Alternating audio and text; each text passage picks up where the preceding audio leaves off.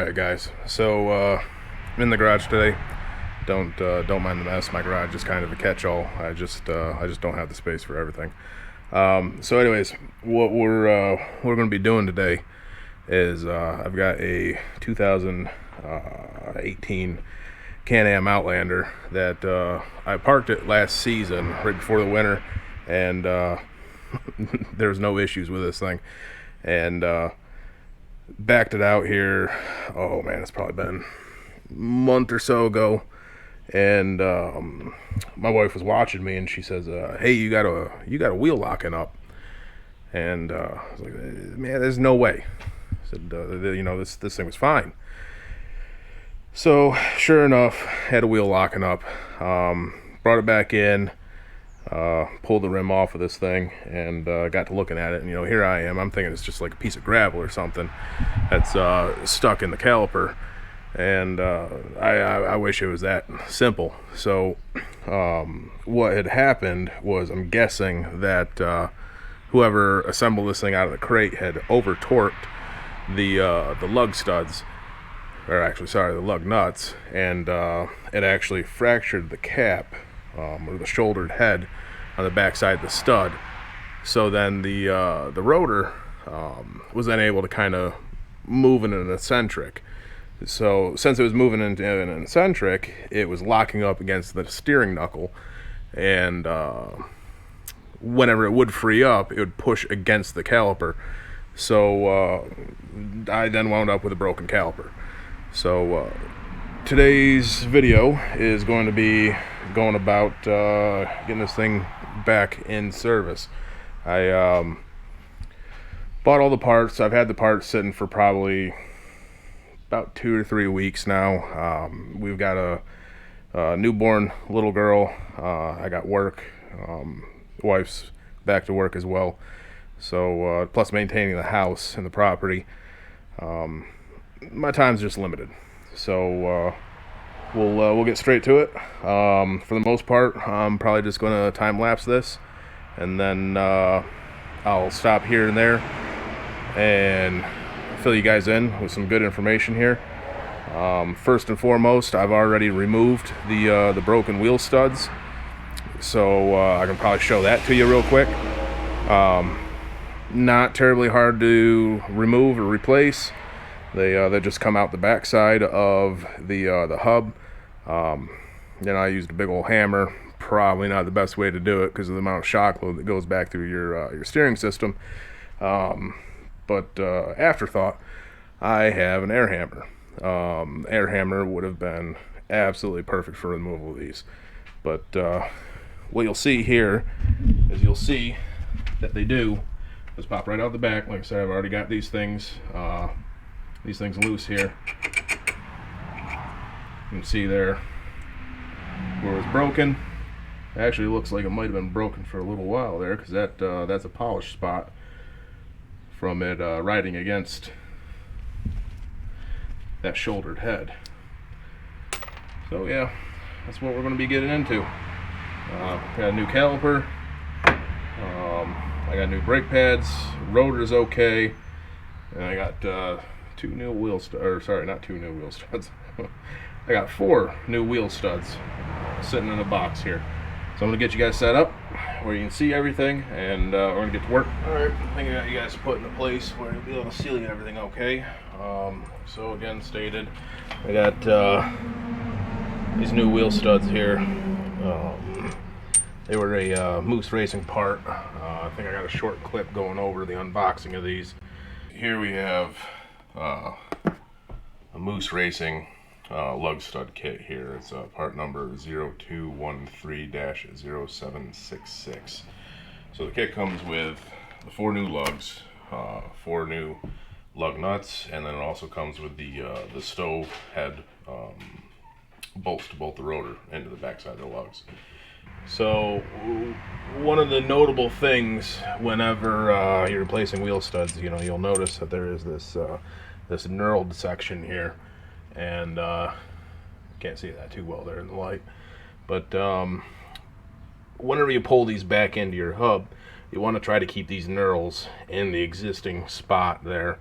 They'll seat just a ton easier. The installation, you know, go much smoother.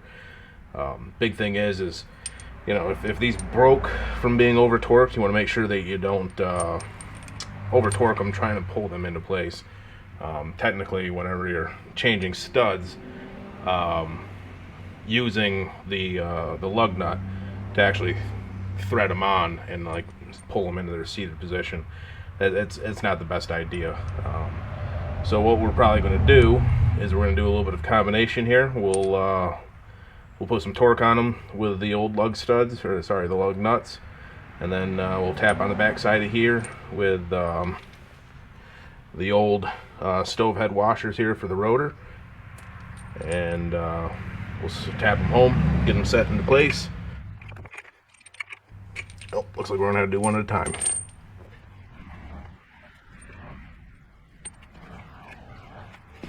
Alright, take the old rotor hardware, thread it into the back side.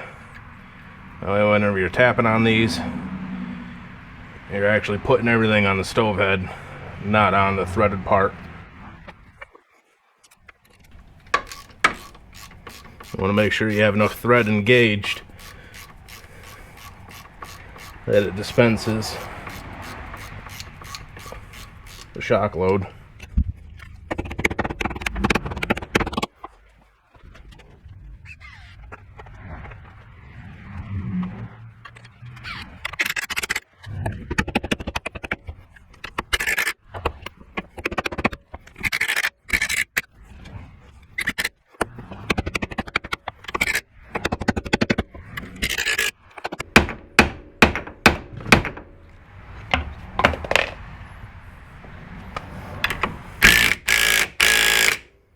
Well, that's not good. That was my phone.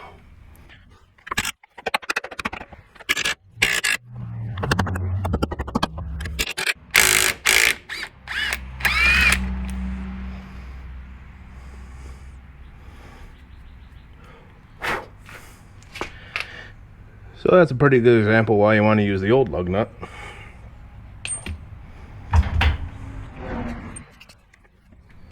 Looks like it's pretty well shouldered. I'll go ahead and give it a couple extra taps, just to be sure.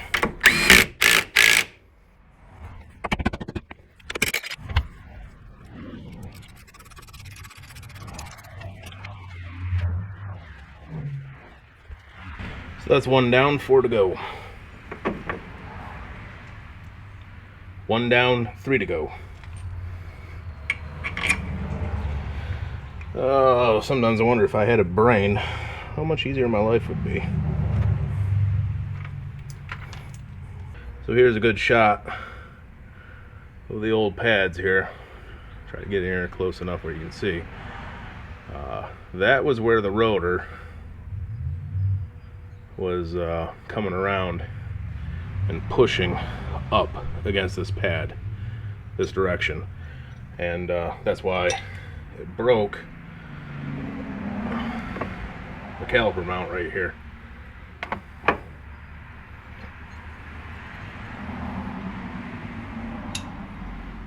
can see the grooves there on the other side of that pad as well. And again, that's because the rotor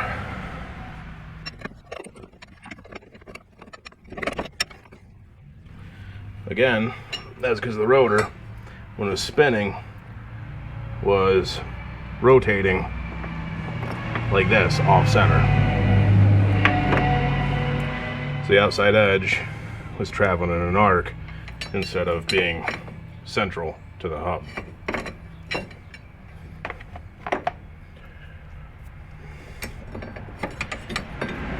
I also believe I may have just learned a valuable lesson. I mean, this rotor's got to go on before the studs get installed.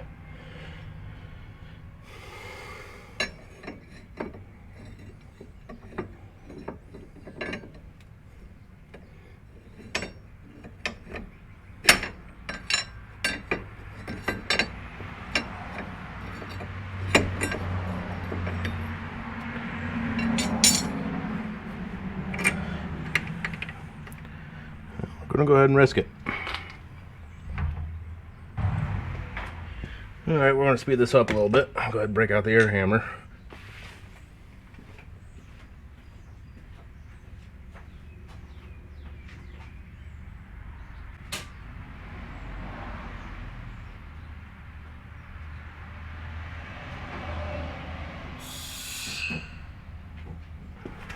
Alright, it's going to get loud.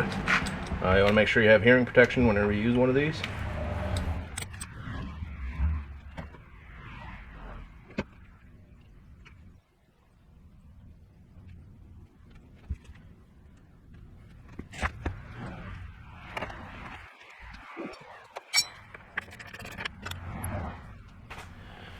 It might help if I wasn't trying to seat the stud that I've already done.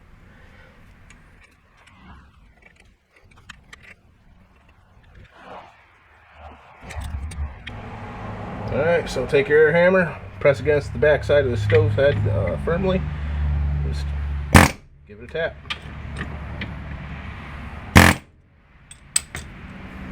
Two quick taps and look how far that moved. Air hammers are the best.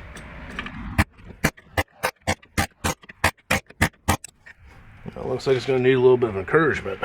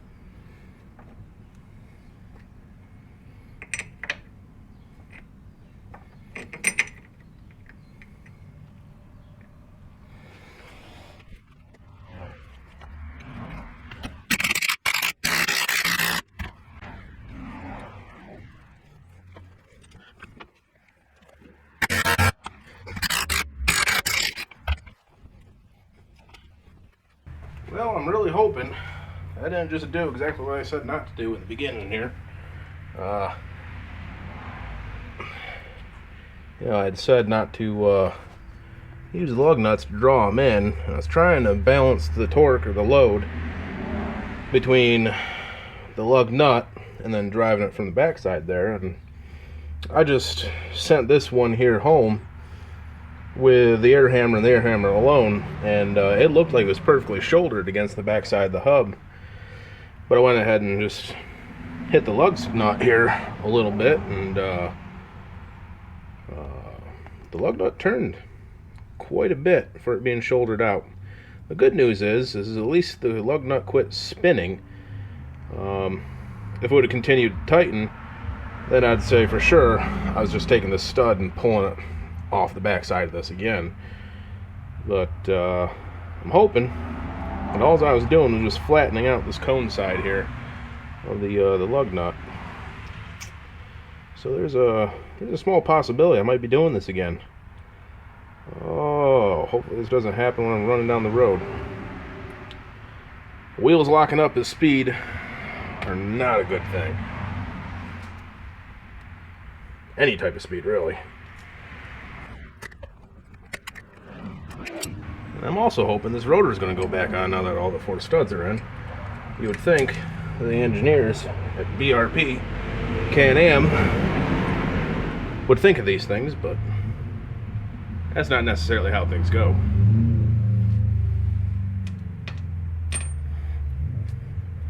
Here's a little bit of a safety tap, see if they break off.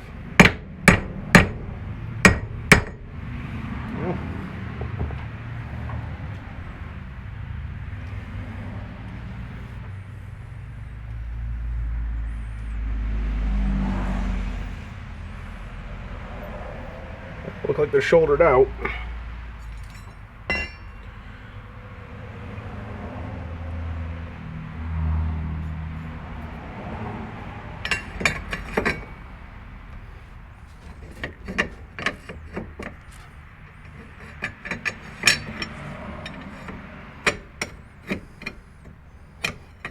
Oh, now I did it.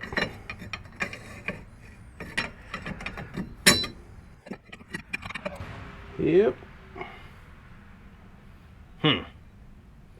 Now what to do?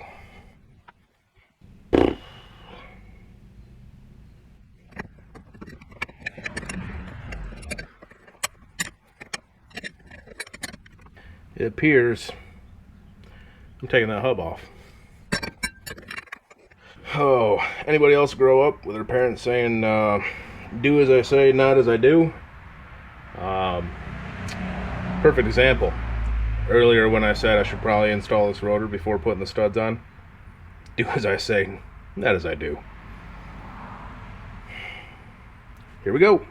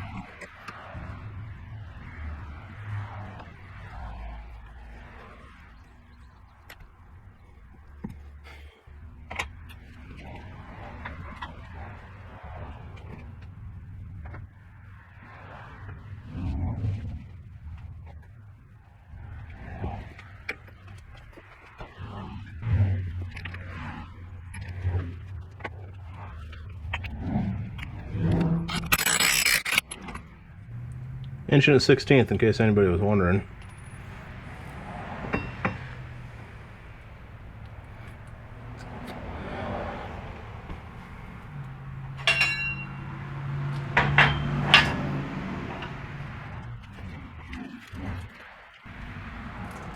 Stud kit comes with new fasteners for the rotor.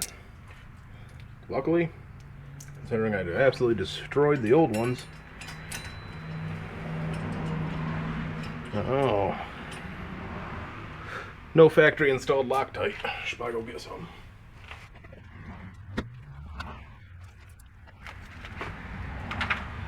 I'll go ahead and just move this over where you guys can see it. See what I'm doing here.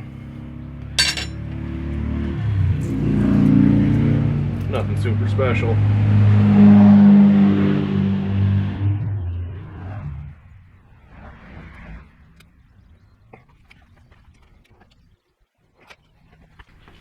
Had to get another tube of Loctite.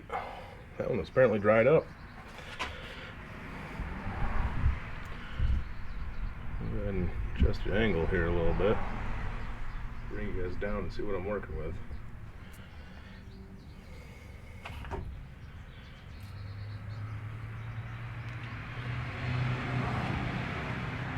So, take your fastener and put just a little bit, or a lot, whatever cut decides to come out of the tube.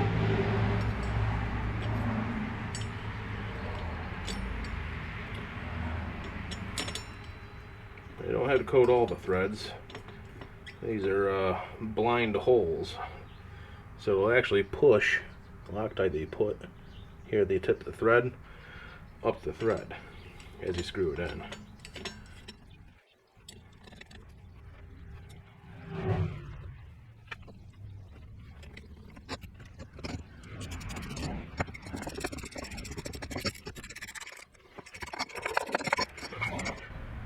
Now you always want to torque this stuff properly, so you know you get out your calibrated elbow and you just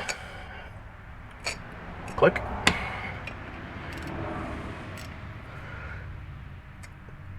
Click.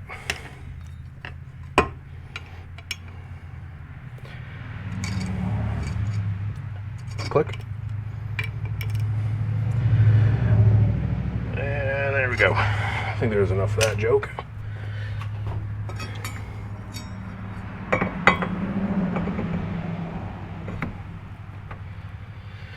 And just like that, exactly the way it should have looked if I put the rotor on in the first place.